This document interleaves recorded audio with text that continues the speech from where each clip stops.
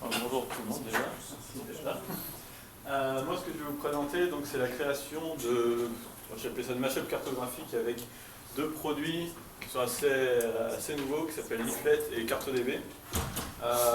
Deux produits open source basés sur JavaScript, HTML, tout ça. Donc si vous pouvez me trouver sur Twitter, c'est fnicolet, c'est mon mail. Il y a mon site avec mes tutos flex, si vous avez encore la joie d'apprendre du flex. Et puis sinon, un nouveau que j'ai ouvert, HTML5 tutoriel, où pour l'instant il n'y a pas encore grand chose, mais ça vient. Là ce matin j'ai mis un truc sur Google Closure, sur la gestion des dépendances. Il y a une deuxième partie qui arrive demain. Alors, petit programme de la présentation. Petite intro sur ce que je fais. Un peu de cartographie parce qu'on va parler de carto et il y a des trucs qui sont pas vraiment évidents si vous ne connaissez pas, un peu de jargon.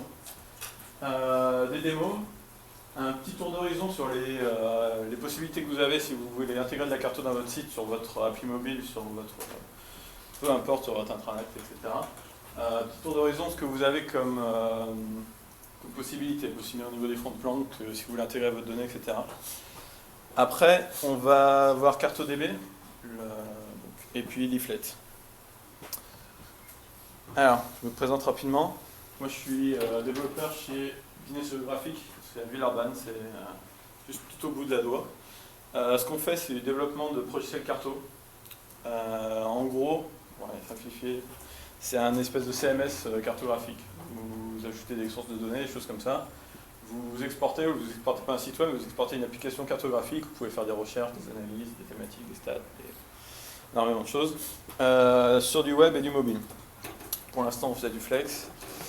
Les temps changent. Il y en a peut-être qui me connaissent, parce qu'avant, je faisais le Flex User Group.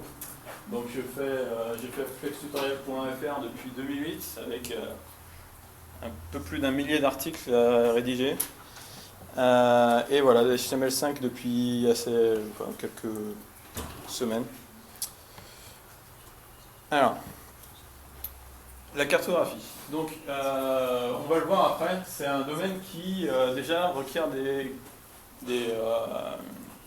compétences assez transversales. C'est-à-dire que ça va, vous êtes obligé de maîtriser aussi bien la base de données que le web, que les serveurs web, la partie client, la partie serveur, pour réaliser une application. Il y a pas, on va voir qu'il y a des produits comme CartoDB qui vous permettent de vous affranchir un peu, par exemple, de la partie serveur, de la partie traitement de données, de la partie agrégation. Si vous voulez faire tout vous-même, c'est vraiment, ça couvre tout le spectre de la techno.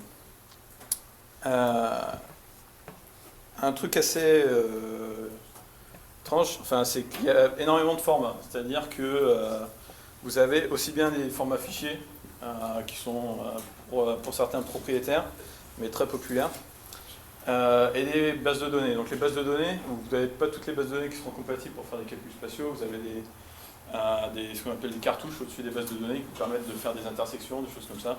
Donc le Oracle spatial, PostGIS, des choses comme ça. Donc c'est pas forcément, par exemple, c'est une extension du SQL que vous avez utilisé dans on va dire, Oracle. Donc il y a des choses, on verra après, dans CartoDB, par exemple, on utilise les API de PostGIS. Tout ce qui est, par exemple, si on veut faire une intersection entre deux géométries, on fait un ST-intersect. C'est pas du SQL de base, mais c'est ce qui est apporté par la carte spatiale.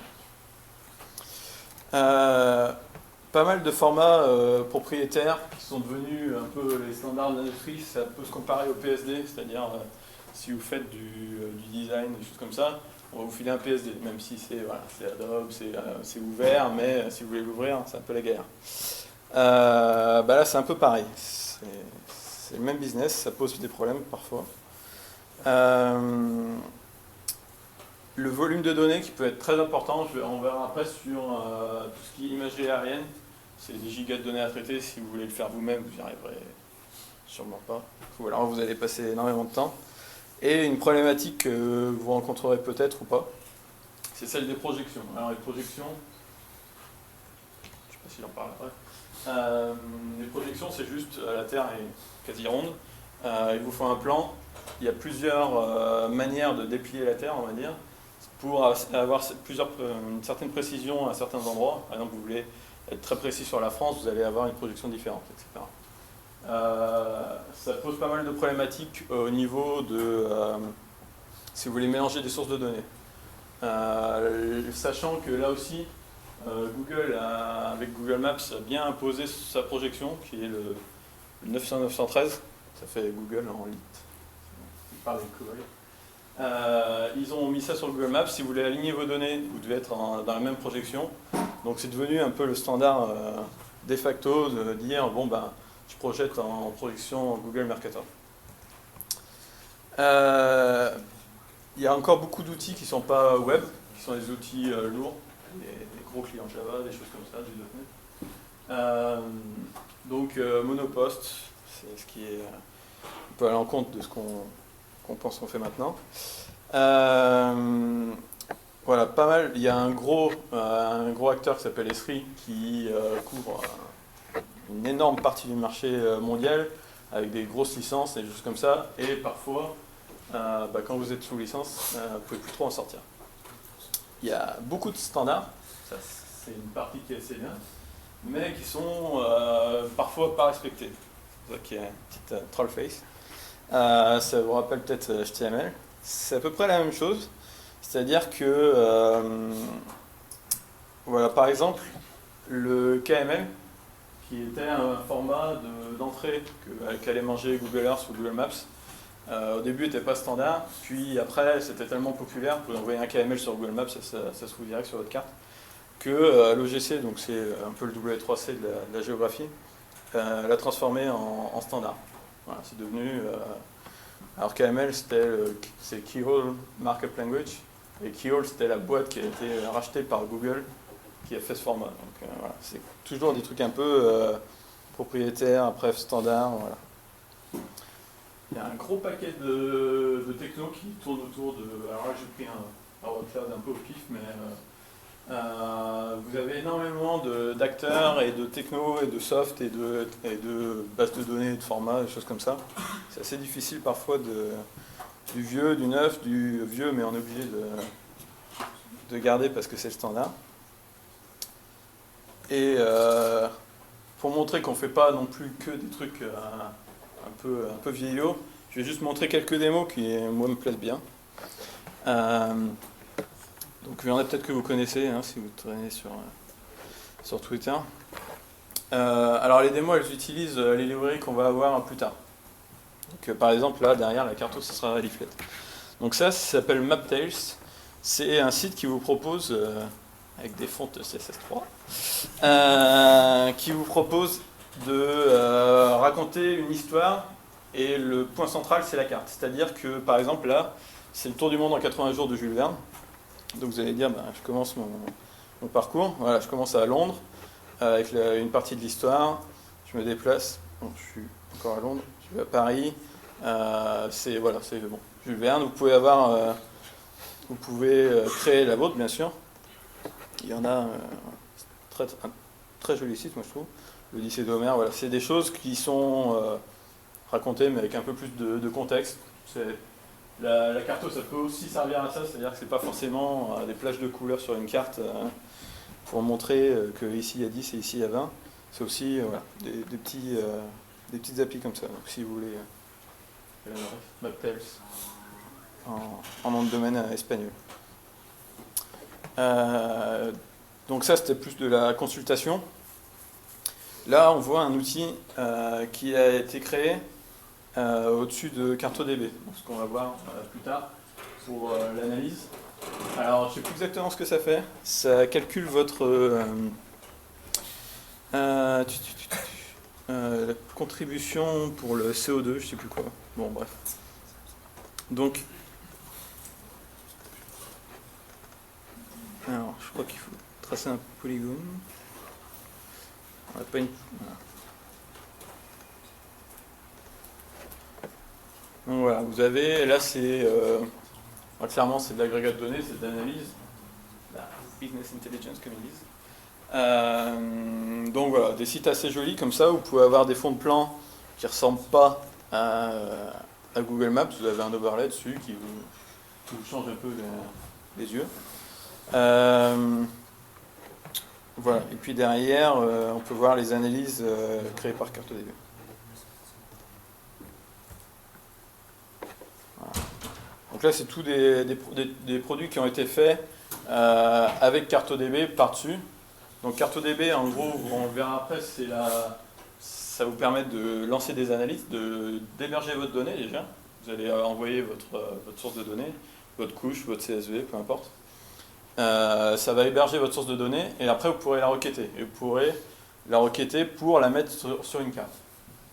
Leaflet, c'est la librairie de la carte. Voilà. Donc là, non, c'est pas ça que je voulais faire.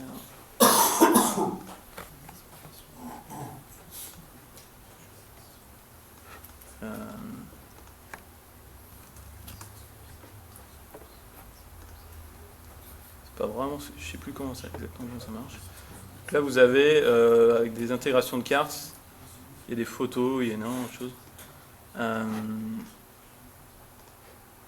Bref, bon, pour aller voir, c'est un espèce de site qui recense tous les sites protégés. Ouais. Donc vous avez le PILA, vous avez des trucs dans le coin. Voilà. protectiveplanet.net. Et là, c'est une appli qui était pas mal, qui était au moment du séisme sur Haïti, qui recense. Alors, c'est des applis qui sont assez jolies, qui sont assez utiles en plus, qui recensent les points d'aide des ONG sur l'île. Donc, vous avez une carte, vous voyez, avec une analyse. Donc complètement customisé, on verra que par exemple à la fin de la présentation, vous pourrez à peu près faire ce type de carte sans maîtriser la carto et sans faire un minimum, en faisant un minimum de code, quoi. Puis d'ailleurs il y a le CSV, on pourra peut-être essayer. Alors, un petit peu de jargon avant d'attaquer, parce que des fois ça va être utile au niveau du code, etc. Latitude-longitude, qu'on appelle souvent dans les objets qui s'appellent latong. Bien faire attention, c'est qu'on appelle ça latitude-longitude, mais donc en gros c'est Y et X. C'est l'inverse d'un repère cartésien. C'est plutôt. Donc la longitude c'est l'axe ouest-est et la latitude c'est l'axe nord-sud. C'est à peu près sûr que vous allez en course plante tout le temps. C'est exactement l'inverse des mathématiques. Alors, un mot qu'on entend souvent, c'est les bounds ou les emprises. Donc un bound, c'est un rectangle, c'est con, hein, mais c'est ce qu'il y a dans toutes les API. Un rectangle défini par 2 points, donc vous avez en gros ça. Ça vous permet de faire des intersections, des calculs d'emprise, etc. Et la projection, donc j'en ai parlé tout à l'heure, donc c'est la projection sur un plan d'une sphère, par une transformation mathématique. Sachant que la plupart du temps, on essaye d'avoir un bon compromis entre l'aspect esthétique, c'est-à-dire, par exemple, si vous prenez la projection de Google Maps, voilà. Vous avez par exemple énormément de place pris par les pôles, alors que c'est pas vraiment ça qui intéresse quand vous allez sur Google Maps. Donc il y a énormément de projections qui sont plutôt aplaties au niveau des pôles et qui font plutôt ressortir ce qu'il y a ailleurs au niveau de l'équateur. Donc c'est un compromis entre déformer l'image et un truc qui a de la face, quoi.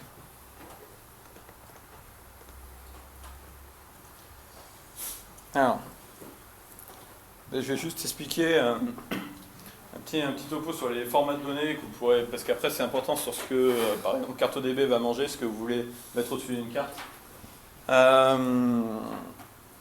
Donc, on verra vous avez des données vectorielles, des données raster, donc de l'imagerie, et des fonds de plan. Données vectorielles, comme son nom l'indique, c'est un peu comme dans Illustrator, vous définissez un cercle avec une équation. Donc vous pouvez mettre par exemple les zones qu'on a vues tout à l'heure sur lui là. Toutes les zones là, c'est mieux de les décrire en vecteur qu'en image. Vous pour pas mal de raisons, notamment des transferts qui sont beaucoup plus rapides en image qu'en vecteur. Le problème, c'est depuis pas longtemps, on a le support du Canvas et de SVG, encore qui est assez rikiki. Donc souvent, la carte recourt au plugin SVG de IE. Donc plugin, voilà, personne n'aime. Donc on avait souvent recours à Flash. Maintenant on a du Canvas, donc on verra que par exemple sur Leaflet, tout le moteur de rendu, bon, il peut y en avoir plusieurs, vous pouvez faire du Canvas, du WebGL, des choses comme ça. Maintenant voilà, ça se démocratise un peu plus avec des fallbacks sur les vieux trucs d'IE. Au niveau des temps de réponse, alors je sais pas si vous avez sûrement des Android dans la salle. Par exemple Google, sur le front de plan, donc pas le satellite, le front de plan avant il transférait des images et depuis la version 5, quelque chose comme ça, il transfère tout en vectoriel sur le client. Alors je me suis même planté, c'est pas divisé par 10, c'est divisé par 100 les temps de transfert, parce qu'en plus ils utilisent un format binaire complètement amélioré, qui leur permet de réduire les temps de transfert et de faire du cache hors ligne. C'est-à-dire que vous pouvez mettre en cache une zone de 16 km². Ça va pas, si vous faites ça avec des données images, vous en avez pour 10 gigas. Donc il y a pas mal de trucs sur le net qui disent bon bah maintenant il y a Canvas, c'est super, on va tout faire en vectoriel et puis comme ça va aller super vite, ça va patater. C'est pas vraiment une solution qui va convenir à tout. Il y aura toujours le problème des données raster, donc de l'imagerie. HTML5, bon, je vais pas m'éterniser là-dessus, c'est parfois un peu faible sur certains. Et difficile à tuiler, c'est-à-dire que vous avez... alors, je vais vous montrer. Mes slides sont un peu dans le désordre. Là, alors on ne le voit pas du tout, mais...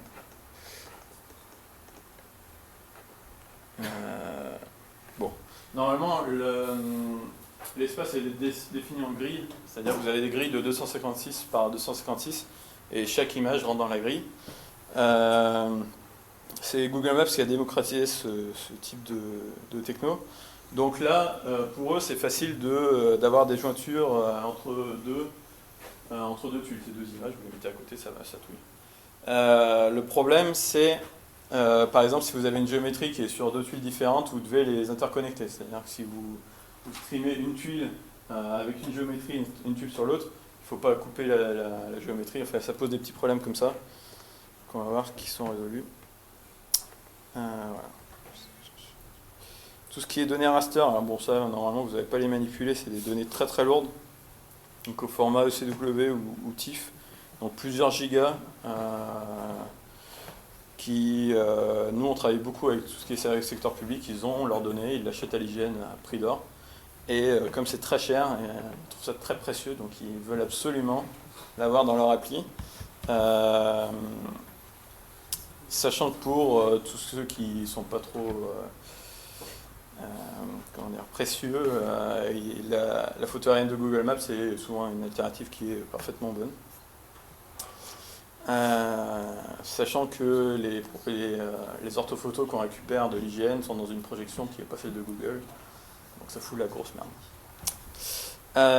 C'est bientôt. Ouais. Donc le fond de plan, ce que j'ai montré, c'est la grille, la grille de tuiles.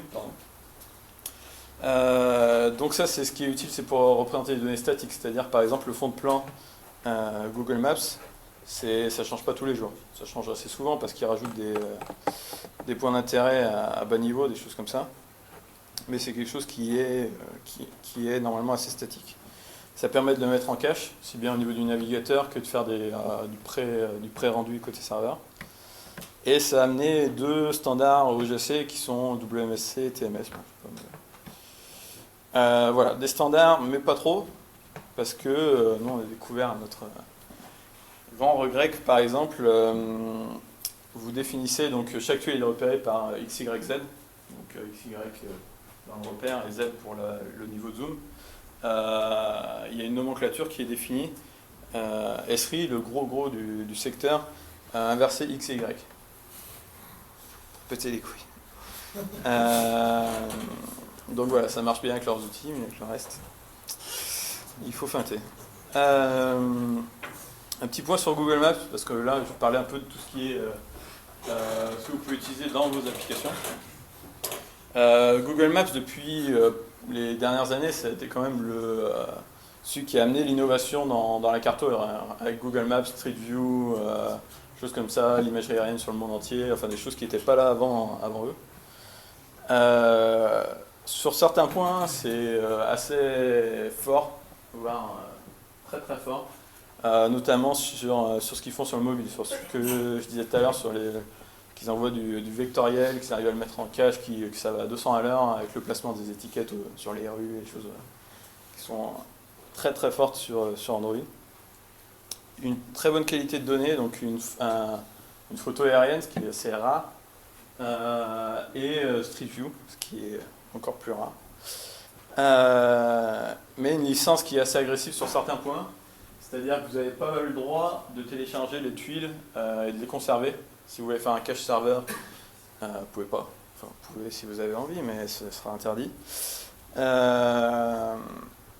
Les tuiles doivent être requêtées absolument par l'API JavaScript, parce que Google fait de l'analyse de trafic, c'est-à-dire qu'il va voir combien de fois vous allez charger la lib. Et avec cette analyse de trafic, maintenant, il peut vous dire si vous allez devoir banquer. Donc, en octobre dernier, ils ont introduit des nouveaux terms of service. Donc, alors ça ne concerne pas tout le monde, ils disent que ça concerne moins d'1% des sites web qui utilisent Google Maps, sachant qu'il y a des millions de sites web qui utilisent Google Maps, c'est l'API la plus populaire, donc ça fait quand même un petit... maintenant, donc c'est à partir de 25 000 affichages par jour, c'est payant. Alors c'est des sommes qui sont assez dérisoires, c'est $4 les 1000 affichages, quelque chose comme ça pour des cartes simples. Mais quand vous êtes un Foursquare ou des choses comme ça, ça monte vite. L'autre alternative pour des fonds de plan, c'est OpenStreetMap qui en ce moment gagne beaucoup de popularité. Souvent présenté comme le Wikipédia de la carto, donc vous contribuez, vous achetez une rue, oui, elle s'appelle comme ça, etc. Donc une mise à jour plus régulière que ce que fait Google. Il y a plusieurs sets de données, c'est-à-dire que vous pouvez récupérer la donnée brute, vous récupérez des bases qui font 12 gigas, quelque chose comme ça, compressé. Vous pouvez importer dans une base PostGIS, si vous avez vraiment envie d'avoir la donnée chez vous. Des rendus précalculés, donc des tuiles pré-générées. Ils ont un petit service de géocodage que j'ai pas eu le temps de tester, et certains POI, c'est-à-dire sur la carte vous avez des points d'intérêt, vous avez les barres, et choses comme ça. Donc la donnée en elle-même, elle est libre. Bon, après pour les licences, vous regardez. C'est une licence assez open. Et si vous voulez modifier le style de la carte, si vous ne voulez pas utiliser les rendus qui sont faits par OpenStreetMap, vous pouvez modifier ce qu'on appelle la symbologie, c'est la légende en gros, avec des services comme CloudMade ou Mapbox, on verra.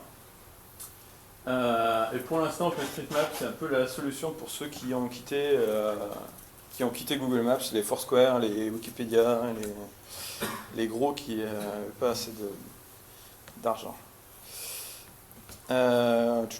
Voilà, donc ce qu'on va faire maintenant, c'est se concentrer sur les aspects qui sont un peu plus cool que toutes les contraintes. L'objectif, ça va être de mélanger une donnée existante. Alors là, je vais prendre une donnée qui est la donnée de l'Open Data de Rennes. Si vous voulez, il y a l'Open Data à Paris, il n'y a rien à Lyon pour l'instant, où il n'y a pas grand-chose en tout cas. Donc mélanger une donnée que vous allez importer, par exemple un CSV avec des coordonnées, et avoir une carte un peu différente, modifier la symbologie, pas juste avoir des marqueurs Google Maps sur votre carte. Voilà, sans trop se noyer dans 1 million de langages, comme ça. Ce dont je parlais, donc CloudMade, il vous permet donc c'est une API qui vous permet de requêter des tuiles que vous allez styliser. Par exemple, alors j'espère que ça fait longtemps que j'ai pas essayé, mais j'espère que c'est bon. Puissance de la connexion.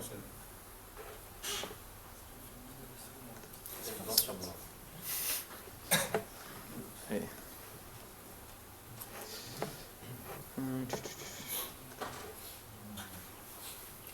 En gros, vous allez définir pour chaque... ça marche super bien. C'est un peu chiant. Vous allez définir les couleurs pour chaque... En fait, vous avez OpenStreetMap déclare des classes, des types de données. En fait, vous allez avoir les passages piétons, les voies pour vélo, tout est tagué avec des métadonnées. Et vous allez voir... Il y a même les feux de circulation. Il y a même les feux, ouais. Donc, vous pouvez vous faire plaisir. Vous pouvez, donc voilà, si vous voulez changer les couleurs des voies de chemin de fer et des choses comme ça, vous pouvez arriver à des cartes qui sont complètement pas usuelles, c'est-à-dire des cartes bleues sur fond de nuit. Par exemple, nous on travaille avec la Fête des Lumières, avec la ville de Lyon. Ils veulent pas un fond de plan Google Maps tout éclairé, ils veulent un fond de plan noir et avec avec la charte graphique, cette année c'était un certain rose. Ils veulent que cette charte graphique que ça claque, que ça soit bien intégré au site. Donc si vous voulez changer la symbologie, après vous pouvez donc créer votre carte, vous l'enregistrez, vous vous inscrivez sur CloudMain, il vous file une clé API et en fait dans l'adresse de vos tuiles, vous allez avoir votre clé API. Ça marche super bien. Ça, c'est une des... on va dire que c'est l'alternative la plus grand public, la plus simple. Sinon, il y a un outil qui est beaucoup plus puissant, qui s'appelle TimeMill, qui est édité par une société qui s'appelle Mapbox. Alors là, vous allez pouvoir styler votre carte un peu plus comme un codeur, quoi. C'est-à-dire que vous allez faire du CSS. Alors, ça s'appelle du MSS, Carto. Donc vous allez définir des classes de la même manière, vous allez récupérer vos classes, mais vous allez faire comme si c'était du CSS. Vous allez dire, bon bah là, le remplissage c'est ça, vous avez un CSS étendu bien sûr, mais qui vous permet de faire des cartes, ce genre de choses. Alors, on va commencer avec CartoDB. Donc CartoDB c'est une géodatabase dans le cloud qui est open source. Alors si vous voulez, donc tout le code du site, les moteurs de rendu, tout ça, c'est du Node. Il y a du Rails, je crois. Derrière, bon c'est PostGIS, mais ça, vous en foutez un peu. Si vous voulez aller voir, les applis sont super bonnes, les perfs sont excellentes, donc je pense que c'est une bonne référence. Donc en premier, ça sert de solution de stockage, c'est-à-dire que vous allez pouvoir importer votre donnée, votre KML, même votre export PostGIS, ou nous on va importer des CSV, c'est plus simple. Lui, il va vous caler ça dans des bases PostGIS chez lui, qu'après vous pourrez accéder à travers une API. Il se démerde pour que vous puissiez gérer plusieurs millions de points, c'est-à-dire que si par exemple vous avez des magasins dans le monde, en France, vous avez 400 magasins, vous vous dites je fais un for sur mes 400 magasins, pour chaque truc j'ajoute un marqueur, vous allez avoir déjà une carte complètement illisible et en plus ça va galérer à mort. Ça c'est il se démerde en rasterisant en fait le rendu des marqueurs et en faisant des petites techniques, on verra dans l'inspecteur de Chrome comment il se démerde. C'est assez sympa, qui vous permettent en fait d'afficher des millions de points et des informations contextuelles sur chaque point. C'est-à-dire que c'est pas juste une image, vous pouvez avoir cliqué sur chaque point pour avoir des informations. En plus de stocker des infos, vous pouvez créer des analyses ou des thématiques. En gros, vous pouvez créer des classes, donc dire tel type de... je crois que l'exemple que je vais prendre c'est les vélos, les bornes de vélo de Rennes. pouvez dire toutes celles qui ont moins de 10 places, elles sont en telle couleur, toutes celles qui ont plus de 10 places, elles sont en telle couleur, toutes celles qui sont en plus de 30, elles sont en telle couleur, plus grosses, etc. Et puis on verra après qu'il y a une API de requêtage basée sur PostGIS. Donc il faut connaître un peu le SQL propre à PostGIS, donc les requêtes spatiales, mais c'est pas complètement difficile. Voilà. Donc là, petite démo. Donc, cartodb.com. Bon là, je me suis logué, hein. Donc j'ai un dashboard à moi. Je vais aller sur le site. Donc bon là, vous êtes libre, hein. Vous pouvez importer votre CSV, vous pouvez importer ce que vous voulez. Donc ça c'est le site, c'est le catalogue de données en libre accès de la ville de Rennes. Vous avez le même sur Paris. Vous avez tous les trottoirs de la ville de Paris si vous avez envie. Bon, c'est pas très utile. Donc on va chercher donc bon transport et tout ce qui est. Alors je crois que j'ai mis. Je vais prendre les transports. Voilà, donc là par exemple on a les localisations des vélos, alors chez eux ça s'appelle pas le vélo, ça s'appelle le vélo Star, comme la boîte qui file les vélos. Vous avez à droite là les formats de données. On va prendre un shape, c'est un format fichier. Allez. Alors je pense que c'est...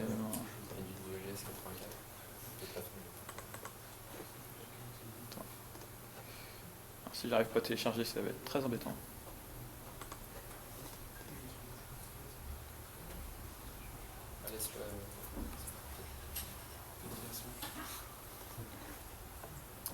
Voilà, c'est un peu ce qu'on appelle l'effet démo. Quand il faut que ça marche plus. Est-ce que je suis toujours connecté?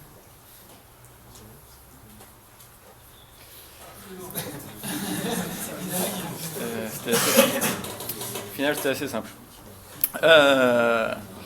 Donc un truc qui est assez sympa, bon, je parlais vite fait de HTML5, c'est que je prends mon fichier que je viens de télécharger, je le cale dans l'appli, il me l'upload, il me crée une table, il me dit ça prend 2 secondes. Effectivement, ça prend 2 secondes. Première vue qui m'affiche. Là, vous voyez quand même ça. Bon, le fichier il est pas immense, hein, il faisait 40 kg, quelque chose comme ça. Qui était un zip avec plusieurs fichiers dedans. Il a analysé, il a extrait, il l'a importé dans la base. Et ce qu'il me présente directement, c'est en fait la structure de ma table. Une vue comme on l'aurait dans un admin de SQL. Donc on peut voir, là j'ai mon champ de géométrie. Alors je ne sais pas si on voit très bien, parce qu'il y a là c'est marqué long, lat. Donc j'ai mes géométries. J'ai des informations attributaires, j'ai le nom de l'arrêt, j'ai la voie, le numéro de l'adresse, le nombre de places disponibles, des champs, voilà. Et puis par exemple là ceux qui acceptent la CB ou pas. Donc ça c'est des données qu'on peut trouver sur le site de la ville de Rennes. Si je vais sur l'onglet Map, j'espère que ça va pas faire n'importe.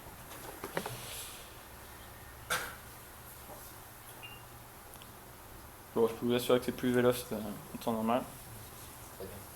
J'ai l'impression que la connexion drop.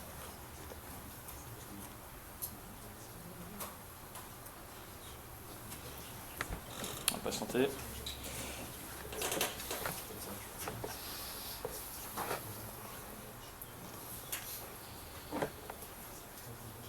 Bon, c'est le moment où il faut que je meuble. Donc, si vous voulez chercher des sources de données, prenez pas du Lambert 93 qui est la projection, on va dire, française. Prenez bien du WGS 84 qui est la projection mondiale. Attention aux tables multiples. Donc, par exemple, vous aurez des packages avec plusieurs données dedans. C'est ce que je vais prendre après, hein, si j'y arrive.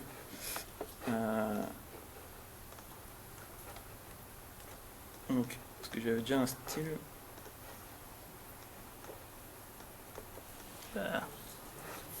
Voilà. Je vais rentrer.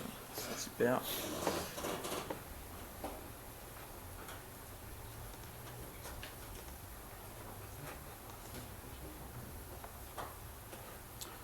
Alors. Voilà, ils étaient blancs en fait. Donc là, bon, je suis sur la ville de Rennes. Sur la ville de Rennes, j'ai mes... alors combien il y en a?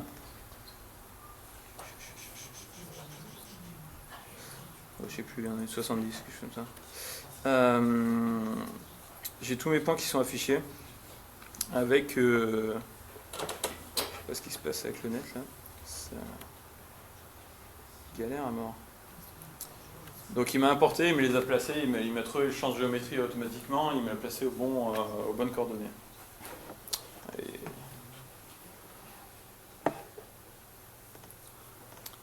pour essayer chez vous, vous verrez que ça va beaucoup plus vite.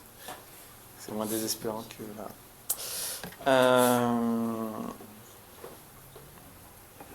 Donc, bon, il va falloir que j'arrive avec ces deux bordels.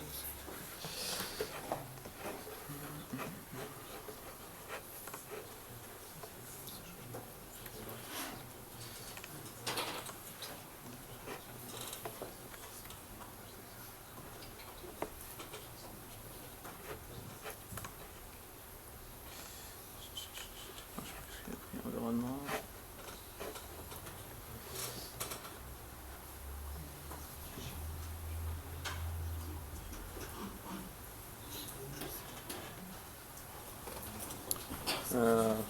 Je vais prendre autre chose que du simple point. Je vais prendre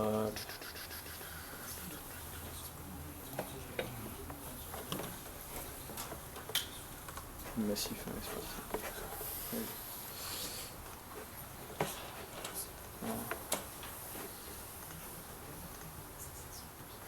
Bon, je vous l'ai montré tout à l'heure. Voilà, il me présente grossièrement toutes les données qu'il avait trouvées dans le CSV. Je peux éditer directement la table. Et je peux donner du style. Donc là, on a un exemple de ce qu'il m'a créé de base, quand je lui ai dit de mettre des points avec une telle couleur de deux. Il m'a créé ce fichier qui ressemble bien à un CSS, sauf que c'est un CSS un peu plus évolué pour la carto, avec une documentation où vous avez toutes les propriétés.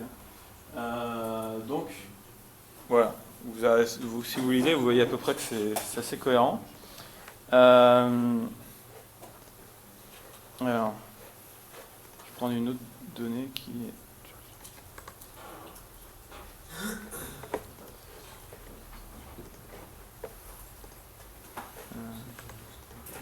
je vais importer une deuxième donnée. Tac.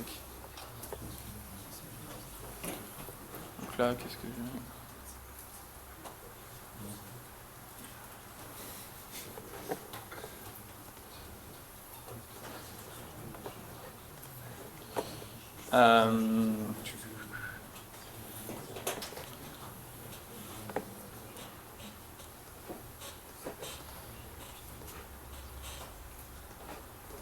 Donc ouais. Là, la cata. Donc je peux faire du simple, on va dire, comme on définit une classe CSS. On peut faire par attribut, donc on donne le nom du champ, donc là par exemple c'était DRS_TPE qui correspond à CV ou pas CV, et on peut définir une classe comme ça, une classe CSS, qui va être définie à la volée. Donc par exemple on va dire tous ceux qui vont être CB, ils vont être rouges. On voit bien que ça fonctionne.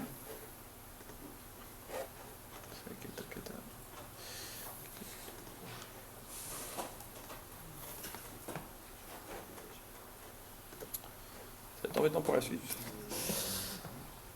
peux essayer de te mettre un accès par un Ouais, je sais pas si c'est là. Essaye de voir dans un autre onglet, voir si c'est pas du net partage.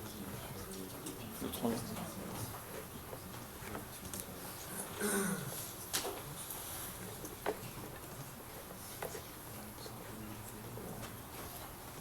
Par exemple.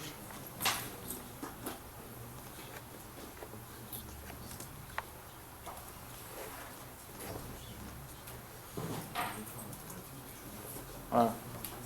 Donc là, bon, j'ai fait la petite contrainte que j'avais montrée tout à l'heure. Donc tous ceux qui ont une CB, qui ont un champ défini comme CB, je leur ai dit, le fil c'est sur du rouge.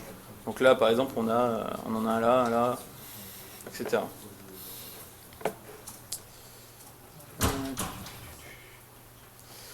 Après, ce qu'on peut faire qui est encore plus sympa, c'est du coup interroger l'API avec du SQL. Donc, par exemple, si on veut faire une intersection, on va dire, par exemple, tout ce qui, je sais pas, on clique quelque part, on veut prendre toutes les géométries qui intersectent un point, on va faire une requête, bon, ça ressemble à du SQL, hein, sauf qu'on a un opérateur géométrique qui est resté intersect entre la géométrie, c'est un champ qui s'appelle TheGeom, non, pas comme ça s'appelle toujours comme ça, et un point, donc on définit en WKT, donc on dit un point avec ses deux coordonnées et la projection, qui est du 4326, donc 4326 W84 c'est la même chose. Alors, il faudrait que je retombe sur mes données.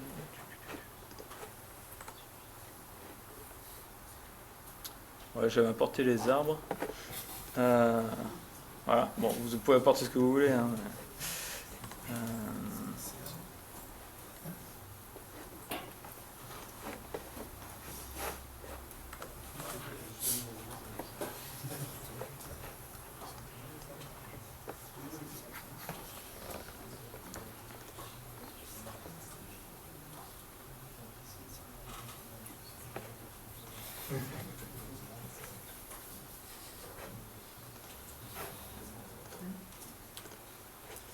Bon, je sais que c'est ma partie pour la démo. Vous pouvez faire par distance. Donc voilà, ça c'est la requête pour dire par exemple, en fait on fait pareil, on fait un point, on fait un buffer autour de ce point, vous créez un cercle, et vous allez faire une intersection entre cette géométrie et votre champ de géométrie de votre table. Donc si vous voulez prendre tous les points Wi-Fi qui sont à 400 mètres d'où vous avez cliqué, c'est à peu près le genre de requête que vous allez passer. Bon, du coup, j'essaierai après, mais pour l'instant, ça sera assez compromis. Donc ça, c'était CartoDB. C'est pas une super démo, mais c'est le principe. Sachant que tout ce que vous avez vu, les démos d'avance, c'est sur CartoDB aussi. Hein, donc vous pouvez faire des trucs beaucoup plus sympas que ça. Donc une fois que vous avez votre analyse, votre donnée à cartographier, il vous faut une librairie. Alors il y a pas mal de choses dans ce secteur-là. En premier, il y a OpenLayers qui est la librairie un peu historique du milieu, c'est-à-dire celle qui est là depuis plus longtemps, qui a énormément de fonctionnalités, mais qui du coup est devenue un peu lourdingue. C'est-à-dire que pour passer en dessous des 450 kg, je crois, c'est commencer à tailler dans le but de la ligne. C'est à laisser si vraiment vous avez des besoins purs SIG sur des standards, vous avez besoin de faire du BlueFS, des choses comme ça. Vous allez peut-être aller là-dessus, ça va vous faciliter la vie parce que ça gère tous les standards de l'OGC. Mais pour une petite intégration de cartes avec voilà, des magasins, des choses comme ça, plutôt à oublier parce que sinon c'est votre bande passante qui va gueuler. Vous avez TAL 5, TAL 5, je sais pas comment on dit. Donc ça c'est basé sur tout ce qui est HTML5, mais c'est encore assez en bêta. Polymaps, lui, c'est SVG uniquement. Ils font des très très bonnes choses avec du SVG, ce qui est assez incroyable. Une communauté très faible, c'est-à-dire que vous n'entendrez pas beaucoup parler, vous serez assez seul. Vous avez Modest Maps. Alors Modest Maps, c'est un super projet. Nous, on a utilisé avec l'implémentation S3 dans notre boîte. Vous avez énormément de libs qui vous permettent d'attaquer le truc. Donc vous avez maintenant une libjs qui est très bonne, mais qui est encore pas assez populaire. Mais ce que vous pouvez savoir, c'est que les gars qui font ça, donc c'est Stamen et Mapbox, c'est des tueurs. Donc si vous voulez des bons exemples de très bonnes libs, c'est là qu'il faut aller. Donc ils ont fait ça bien, ils ont fait ça extensif, donc voilà, chacun avec son petit plugin. c'est la technique. Au-delà de ces 4 librairies open source, vous avez l'API Google Maps, dont je t'ai parlé tout à l'heure. Ça, c'est la plus utilisée sur Internet, donc celle qui a vraiment de loin la plus utilisée au niveau des API. Maintenant, elle est complètement HTML, même si sur certains points, ça apportait pas mal de régression. Parce qu'avant, par exemple, Street View, c'était la version Flash. Si vous allez toujours sur Google Maps.fr, c'est la version Flash, mais si vous l'intégrez avec l'API, c'est la version HTML. La version HTML, c'est pas ça encore. Même sous Chrome Canary et des petites merdes. Vous pouvez pas passer en full screen, il y a des petites limitations qu'on n'avait pas avant que ça passe en HTML. Au niveau de l'intégration, puisque là on parle d'intégrer ces données dans une carte Google Maps, c'est assez difficile d'intégrer Google Maps sur son API, donc genre OpenLayers, choses comme ça. Pour eux, c'est plutôt l'inverse, c'est-à-dire que ça va être Google Maps le conteneur, et après vous allez rajouter des overlays, donc des couches dessus. Mais la librairie, ce qui va faire le déplacement et choses comme ça, ce sera Google Maps. Principalement pour garder le contrôle sur leur quota de tuiles et leur business. Là, il y a ces dernières semaines, voire ces derniers jours, il y a eu pas mal de fuites de gros clients Google Maps. Donc il y a eu Foursquare qui a annoncé qu'il passait sur OpenStreetMap et Mapbox, ce qu'on avait plus tôt. Wikimedia Mobile qui passe sur OpenStreetMap et Leaflet. Et donc voilà, suite à l'annonce de novembre dernier, où ils ont annoncé que dans 3 mois la facturation commençait. Donc voilà, ça tombe à peu près maintenant. Il y a Apple aussi. Et Apple, Apple, ouais, donc c'était encore plus, c'était il y a 2 jours. Apple, alors c'est encore sur l'application Maps, c'est encore Google Maps, mais sur iPhoto, vous avez un espèce de carnet de bord avec dessus c'est de la donnée. Il y en a qui sont amusés à chercher d'où venait la donnée.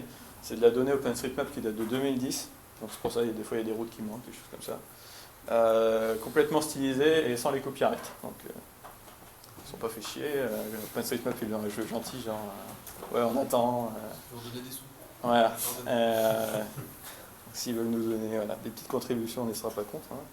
Donc voilà, sachant que Apple a fait ces dernières années pas mal d'acquisitions au niveau carto, mais n'a jamais sorti son remplaçant pour Maps. Ils ont acheté Cloud9, des trucs qui font en 3D, texturés, des trucs incroyables, mais c'est jamais vraiment sorti. Tous les ans, il y a une rumeur comme quoi il y a quelqu'un qui a vu un truc dans les 80 pages de copyright, mais non. Je vais présenter Leaflet pour finir. Donc Leaflet est un projet open source. Vous pouvez le trouver sur GitHub, 1500 followers pour l'instant. Réalisé par la boîte que j'ai présenté tout à l'heure, CloudMate, qui faisait l'éditeur de cartes en ligne. La taille c'est important. Quand je parlais de OpenLayers tout à l'heure, qui faisait 450, voire si vous prenez la full qui fait presque 1 méga. Leaflet c'est 81 kg minifié et si vous faites en gzip c'est du 21 kg, donc c'est limite ridicule, ça passe beaucoup mieux sur du mobile que quelques centaines de kilos. Ça utilise toutes les fonctionnalités HTML et CSS3, donc les transitions, les choses comme ça, alors la gestion de la géolocalisation. Ils ont un support grade A, alors je ne connaissais pas, mais c'est-à-dire que c'est tout jusqu'à IE7, alors bien sûr avec des dégradations, hein, vous n'avez pas le même rendu sur un IE7 que sur un Chrome Canary Developer version, quoi. Mais ça, voilà, vous n'allez pas vous en préoccuper non plus. Et on le verra vite fait, il faudra que je le montre. Proche du natif sur iOS, ça c'est grâce au CSS3, enfin l'avocat du CSS maintenant. CSS3 sur iOS, elles sont accélérées par la carte graphique, donc il y a 0 lag. C'est vraiment assez bluffant. Une structure plutôt orientée objet, modulaire, extensible. Pour l'avoir fait, c'est très très simple. Et voilà, le nouvel ami de tous ceux qui ont plus de librairie carto, qui ne veulent pas OpenLayers parce que c'est trop gros, qui ne veulent pas les autres parce qu'il n'y a pas assez de communauté. Donc là, c'est vraiment la librairie qui monte. Donc voilà, Foursquare, Syscloud, etc. Au lieu de vous faire une petite liste, je vais vous filer un screenshot de ce que ça fait, parce que voilà, en 80 kg, on ne peut pas faire autant que OpenLayers, mais ils en font déjà pas mal, ils font ce qui est important, on va dire. Donc vous pouvez afficher des layers de tuiles, ce qu'on a vu tout à l'heure, des layers vecteurs, donc avec du GeoJSON, donc c'est du JSON, mais avec un certain format qui décrit des géométries, des points, des lignes, des polygones. Vous pouvez ajouter des marqueurs, afficher des pop-ups sur les marqueurs, faire des overlay images, bon bref. Vous avez toutes les fonctionnalités de multitouch quand c'est disponible, sinon vous avez des fallbacks. Qu'est-ce que vous avez encore? Les transitions entre les zooms, vous avez voilà, quelques projections inclus dans la librairie pour les éviter de passer par Proche4JS et des choses comme ça. Voilà. Donc ça marche apparemment même sous IE 6, mais c'est pas idéal, il y a encore des gens sous IE 6. Et sur mobile, donc le meilleur étant sur Safari, bien sûr, parce qu'avec cette histoire de CSS3, c'est incomparable.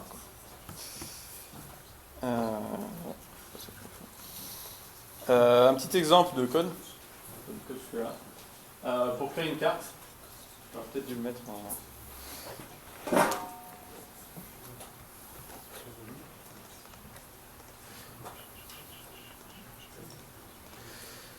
Un petit exemple de carte.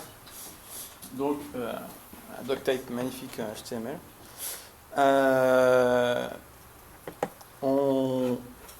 Bon, là, je tape direct sur le CDN de Leaflet.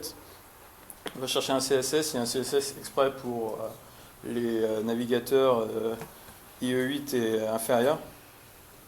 Et la liste de Leaflet.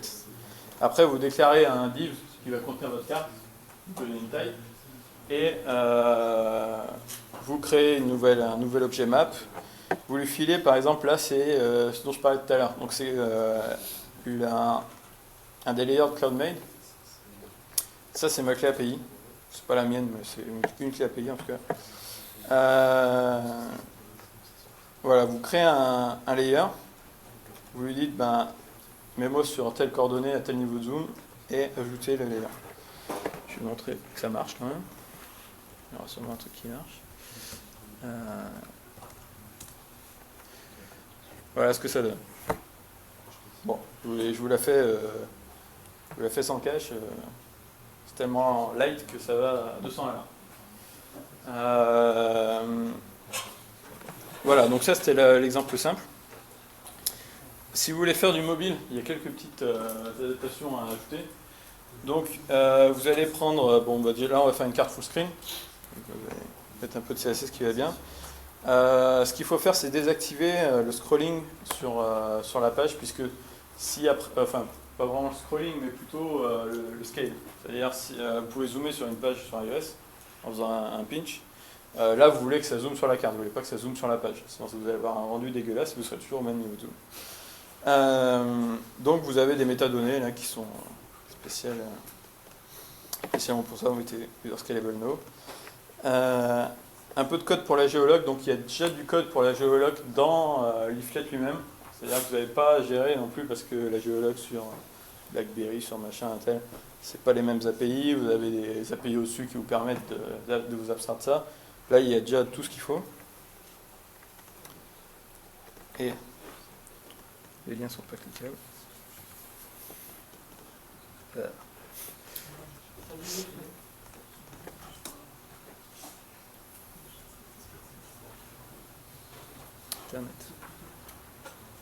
Voilà. Si vous voulez essayer, je vous remets l'adresse sur votre iDevice. Je vous invite à essayer. Je vais juste montrer comment ça touille, parce que moi j'ai apporté l'iPad du coup.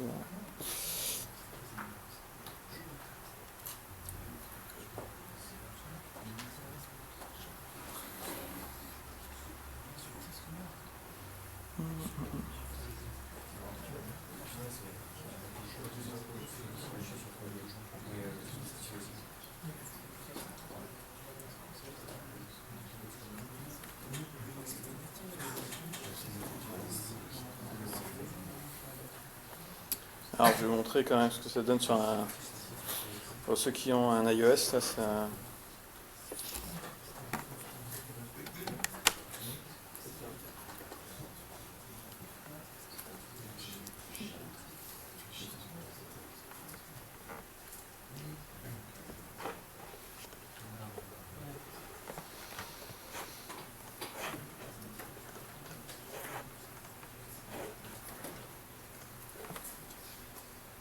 Donc voilà.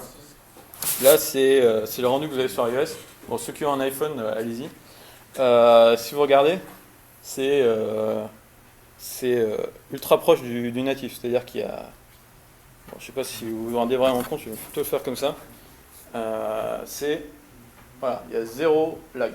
C'est assez bluffant, surtout la première fois quand on a utilisé même Google Maps en version pure web. Vous n'avez pas des rendus comme ça. Donc là, vous pouvez faire le foufou. Il vous enlève l'image géolocalisée. Ouais, je suis là.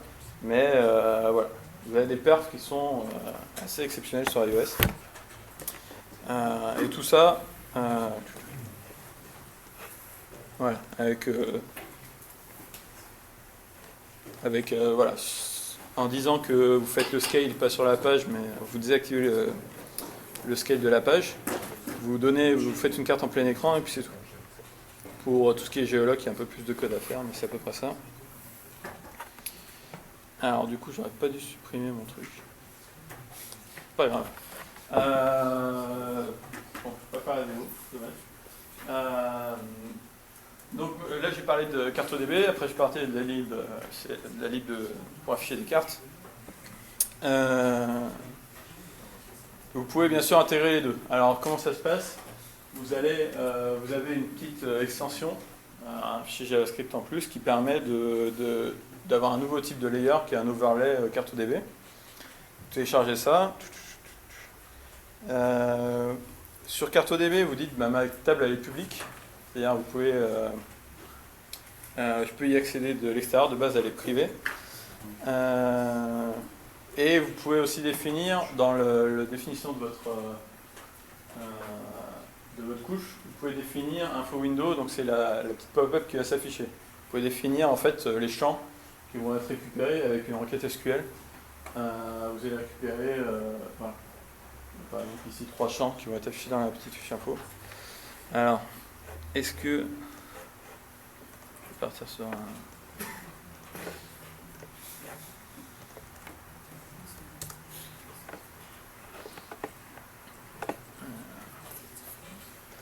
Voilà, je change de public.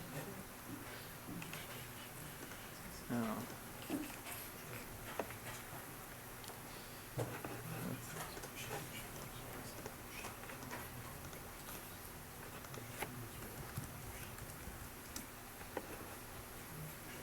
Voilà. Enfin une démo qui marche.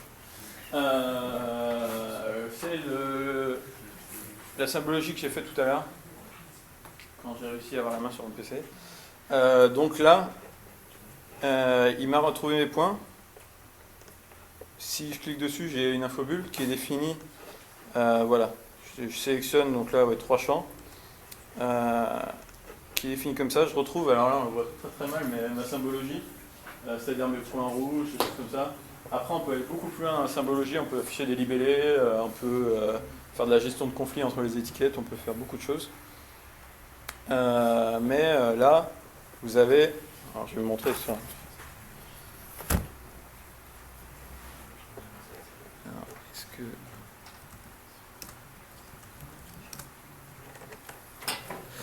Je vais vous montrer vite fait.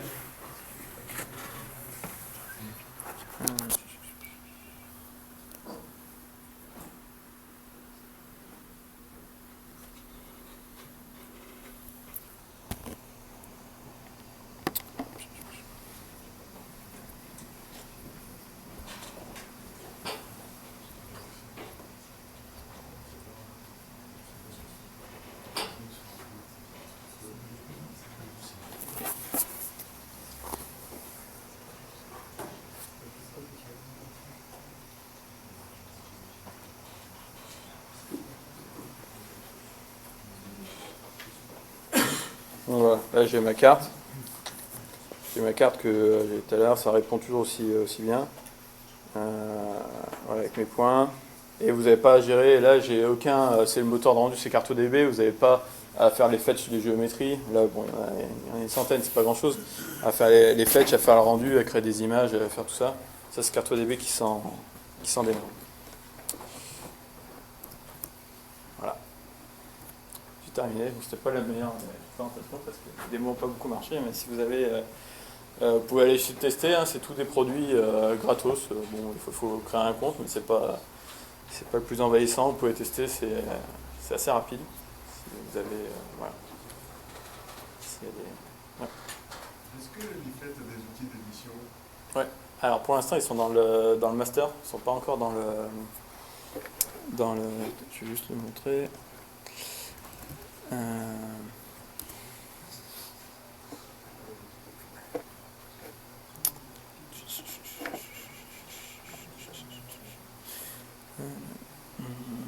Je crois qu'ils sont là.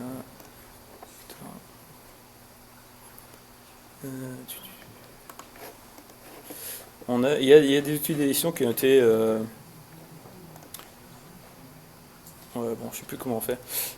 Qui ont été développés par la communauté. Il y a un gars qui a envoyé un patch qui permet de faire de l'édition de polylignes, de polygones et tout ça même sur IE. On a des points qui s'affichent au sommet qu'on peut drag and drop et après on peut récupérer la géométrie. Mais avec sauvegarde de WFS ou pas du tout d'ailleurs? Après il faudra l'implémenter tout seul. Parce que lui il va charger du GeoJSON. Après s'il faut faire la couche de communication pour aller renvoyer la géométrie, il faut se la coder.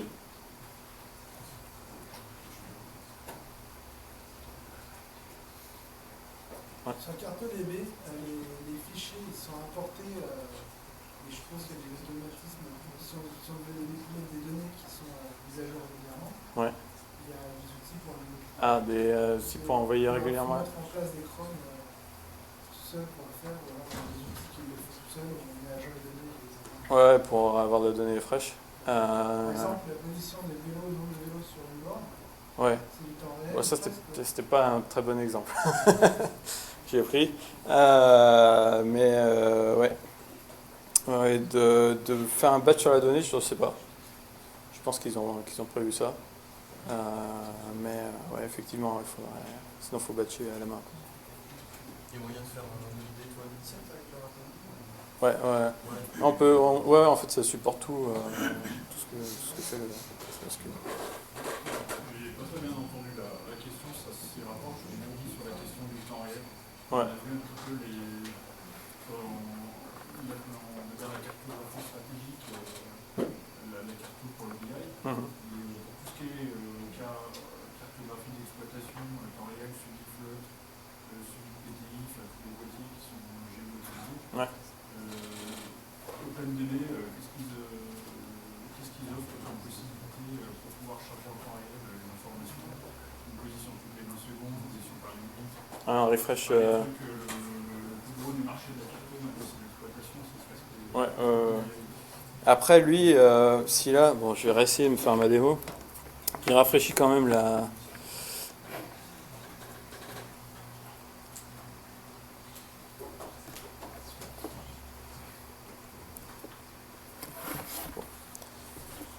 En même temps, il y a des solutions de cloud qui nous sont. Vous nous avez présenté des solutions de cloud qui sont libres. J'imagine que dans un contexte industriel, la plupart des clients qui veulent géolocaliser des flottes ont des volumétries qui sont trop importantes pour qu'une. Ouais. Après là par exemple le même CartoDB, hein, là c'est une version, vous avez c'est en SaaS donc c'est 10 tables maximum, enfin non 5 tables, 10 mégas en free et après si vous voulez aller au-dessus c'est payant. Donc tout ce qui est gros volume déjà. D'accord, donc c'est une solution de cloud standard. Voilà. Ce qui est leur gros point fort, c'est cette API SQL. C'est-à-dire qu'on peut manipuler la donnée, faire des intersections même entre 2 tables qu'on a importées, sans avoir un back-end d'assaut. D'accord, donc vous me dites que c'est la partie BI qui est forte sur cette dimension-là, et sur la partie hébergement d'une solution pro, Ouais. Ça peut être compliqué dans le cadre Des updates. Oui, ben, quand on a, oui, parce que si en plus, si la donnée est mise à jour, il faut l'envoyer régulièrement. Là, il faut voir ce qu'ils proposent, mais je crois que pour l'instant, il n'y a rien au niveau de l'update. Dans le même ordre d'idée, est-ce que tu es au courant d'exemples, de frameworks qui associeraient Manifest par exemple avec du WebSocket pour justement avoir du push et du suivi en mode les informations sont poussées par le serveur dans un tuyau WebSocket? Non, ça tout seul, c'est joli. ça me dit pas grand-chose. J'ai pas vu d'expérimentation là-dessus. Ouais. Merci.